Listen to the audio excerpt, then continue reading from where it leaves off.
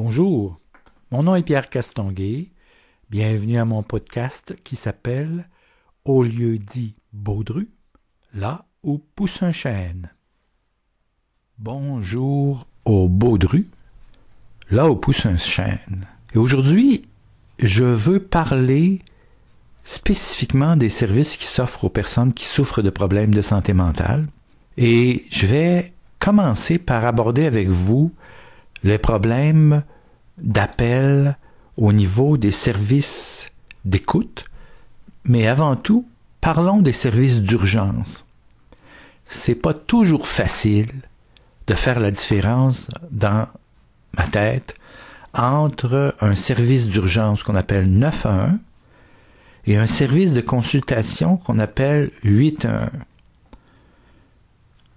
Permettez-moi de vous expliquer quand est-ce qu'on appelle le 911. Évidemment, on n'appelle jamais le 911 pour se confier, pour parler de choses qui nous pèsent sur le cœur, qui nous font de la peine, qui nous découragent. Il y a d'autres services beaucoup plus efficaces pour faire ça et qui sont capables de vous aider. On appelle le 911 quand on a besoin d'avoir des services de la police. On n'appelle pas la police parce qu'on ne file pas bien en dedans. On appelle la police parce que quelqu'un nous met dans une situation où les conséquences peuvent être graves et immédiates.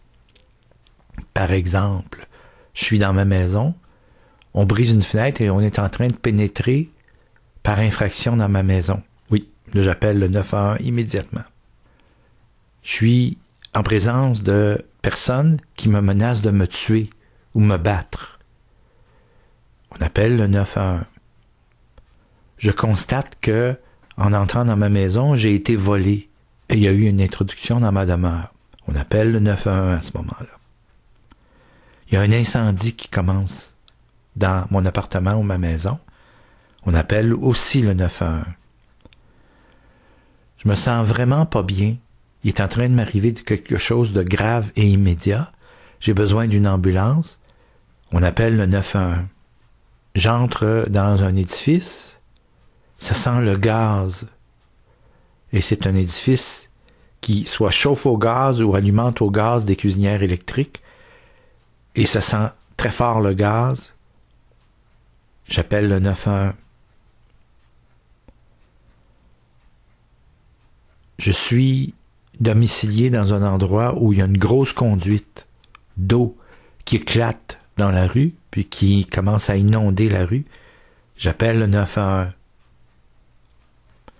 Je suis dans une embarcation, dans un bateau, et on a des difficultés qui peuvent être, si elles continuent, graves et immédiates. On risque de faire naufrage, de chavirer. On a perdu la capacité de s'orienter sur l'océan ou dans un cours d'eau important. J'appelle le 911. Je suis en présence d'une personne qui m'a dit qu'elle va se suicider. Et là, elle me l'explique très clairement. Elle me dit comment elle va faire ça, à quel endroit elle va le faire, et elle me dit quand est-ce qu'elle va le faire, quand est-ce qu'elle va passer à l'action. Puis quand elle me dit ça, ce temps-là qu'elle va passer à l'action, c'est à l'intérieur de 24 heures. C'est soit dans les heures qui suivent ou dans le restant de la journée. J'appelle le 911. Dans ces cas-là, spécifiquement, il faut appeler le 911. C'est le premier service qui va vous donner un service. Mais si une personne me dit « Ah, ça va tellement mal dans ma vie que je pense que j'aimerais mieux être mort », j'appelle pas le 911. Parce que ça, c'est pas grave et immédiat. La personne, ça va pas bien, puis est en train de le verbaliser. Je peux appeler le 811. Alors, quand est-ce que j'appelle le 811? Le 811, c'est le service d'info-santé. Vous allez avoir la chance d'avoir un intervenant psychosocial ou une infirmière, selon le cas, diplômé, qui va pouvoir vous donner une consultation téléphonique et c'est un service de très haute qualité. Alors, vous allez avoir des conseils éclairés s'appuyant sur des références qui sont scientifiques, reconnu par des spécialistes de la santé et des services sociaux. La personne va pouvoir vous diriger vers les ressources plus appropriées à votre condition de santé. Donc, je panique un peu en dedans, je me sens pas bien, je suis malade, je commence une grippe, j'ai une infection, je veux avoir des informations, je veux savoir si je dois aller à la clinique ou à l'urgence. J'appelle le 811. La personne va vous poser un questionnaire qui est minutieux pour s'assurer de la sécurité dans laquelle vous êtes. Est-ce que vous êtes dans une situation qui est sécuritaire pour vous? Puis, la personne va vous poser plusieurs questions afin de bien comprendre votre situation. Puis, elle va pouvoir également vous fournir des réponses à vos inquiétudes de santé.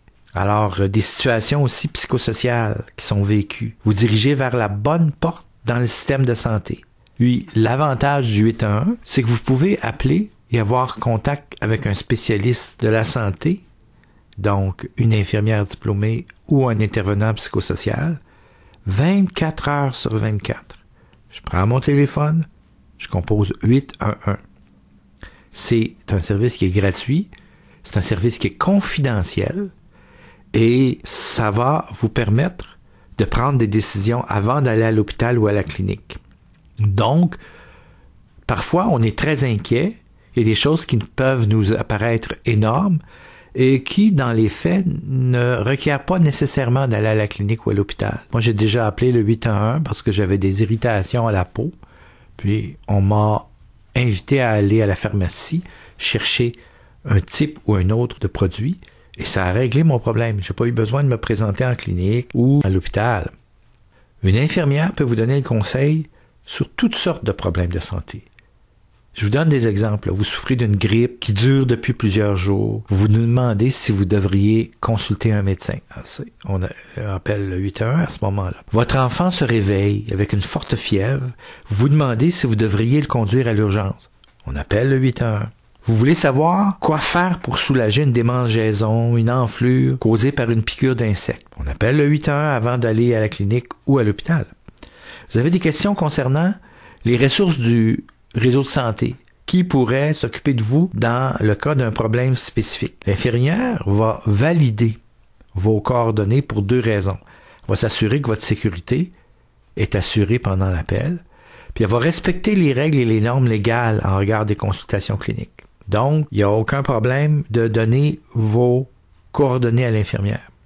Ayez toujours, quand vous appelez au 811, un petit bout de papier, un crayon ou une tablette, de quoi noter, parce qu'on va vous donner des références et c'est très utile. Souvent, on va vous sortir du pétrin pour votre problème de santé.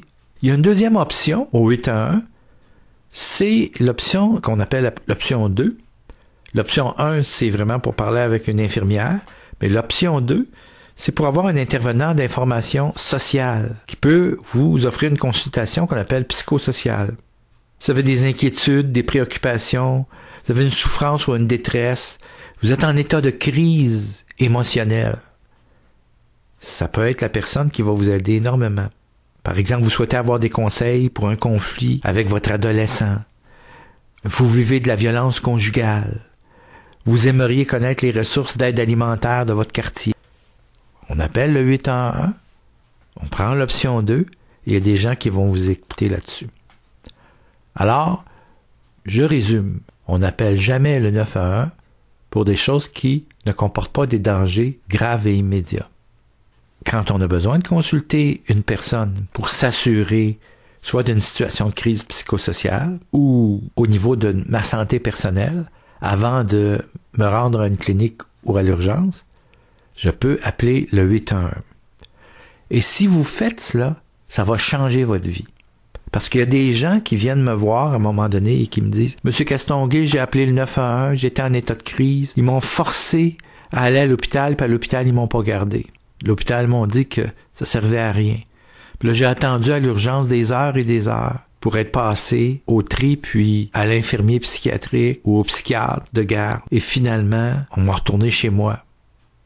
Pourquoi, quand j'appelle le 911, on me fait des coups semblables? En fait, on ne vous fait pas de coups. C'est que vous requérez des services pour des dangers graves et immédiats. Et à ce moment-là, ces gens-là, dans le doute, ben ils vont vous amener à l'hôpital. Alors, dans le cas de la santé mentale, je vous dirais que de façon générale, en dehors de dangers graves et immédiats, des gens en état de crise qui peuvent être dangereux pour vous, des gens qui vous font des menaces de vous battre ou de vous tuer. Dans ce cas-là, c'est le 911. Mais en dehors de tous ces autres cas-là, j'ai simplement peur. J'ai l'impression qu'il y a des esprits dans ma maison. J'entends des voix. On parle au 811 avec un intervenant de santé. Si vous appelez au 911, ben, les policiers sauront plus ou moins quoi faire avec ça. Alors, dans le doute, ils vont vous amener directement à l'urgence psychiatrique. Alors que passer par le 811, c'est la plus sage option à faire. Alors, nous étions, vous et moi, au Baudru, près d'un chêne, et je vous dis au prochain podcast.